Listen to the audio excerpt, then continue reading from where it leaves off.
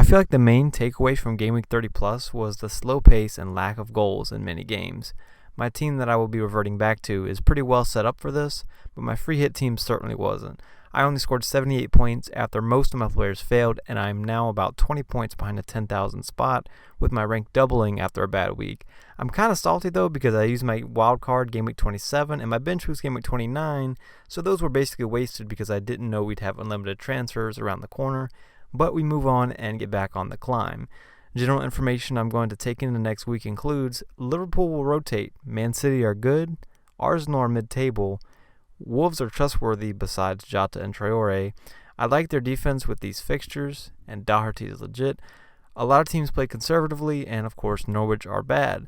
So one more specific piece of information was presented by the Bournemouth versus Crystal Palace game. Crystal Palace are a team who haven't been scoring many goals this season. This is a week where many teams didn't look sharp going forward, yet Crystal Palace scored 2 on Bournemouth. This is one reason why I'll be captaining Wolves striker Raul Jimenez. I'm also glad to have 2 of their defenders. I wouldn't be surprised if Jimenez gets a goal and an assist in a 2-0 win. I don't like Jota because he's a rotation risk, and he also just isn't as likely to score goals as someone like Dominic Calvert-Lewin or Jimenez. For me, Aguero is a sell. Obviously, I just had him on free hit, but I've never liked how little he plays all season. I don't trust him to play enough. I'm just happy with KDB as my only Man City player because of this rotation risk that most players have on this team. And for Kane, well, he shouldn't really be a sell because you shouldn't have got him in my opinion, but I might keep him for one more matchup if I did have him because they do play West Ham. Manchester United look good, but I'm really only interested in Fernandes. This is because Rashford costs too much for somebody that's going to be playing left wing, and somebody who got a lot of his points from penalties is no longer on them, although he may be rotating with Fernandes.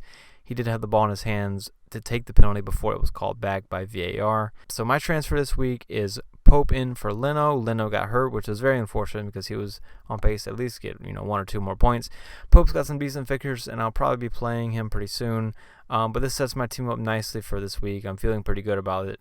Now I'm just hoping for Liverpool and Wolves clean sheets. I think VVD may be one of the most reliable Liverpool players, by the way, because he may not be rotated. So because this is the first week back, I'm going to go through every game and what I took away from each one. So starting with the Aston Villa Sheffield United game, Aston Villa were better than I expected them to be. I expected Sheffield United to easily win this one, and technically they deserved to because they scored a goal that they got robbed of, and it basically just didn't count at all.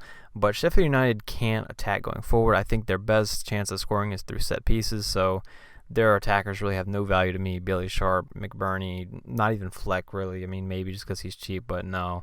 Grealish may be okay, but they have terrible fixtures. I'm not really interested in either one of these teams going forward, to be honest.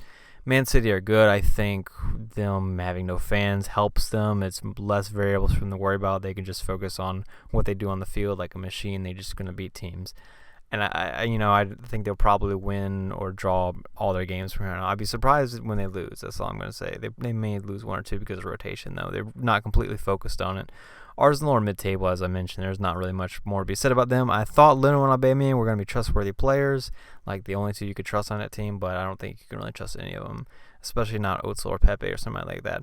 Norwich, as I said, are just bad. They can't really defend well at all. They made a lot of mistakes. Southampton were surprisingly good. I think they have some players that may be good behind closed doors, such as Redmond, who, just from what I've seen, he seems to get nervous when finishing a lot. Maybe he just can't finish, but somebody like him and Armstrong, maybe, and Obafemi, maybe a skill wing for like that, they do well. But I think Norwich probably just made them look good.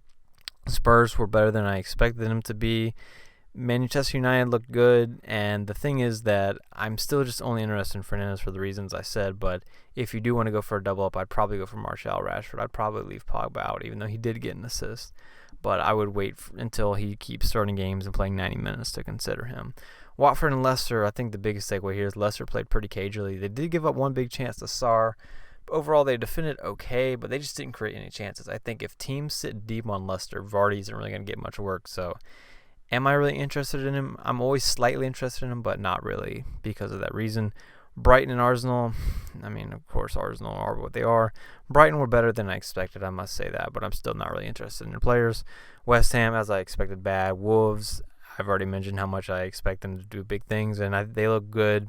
There's really nothing more to be said there. I think Doherty and another Wolves defender in Jimenez is the way to go for me.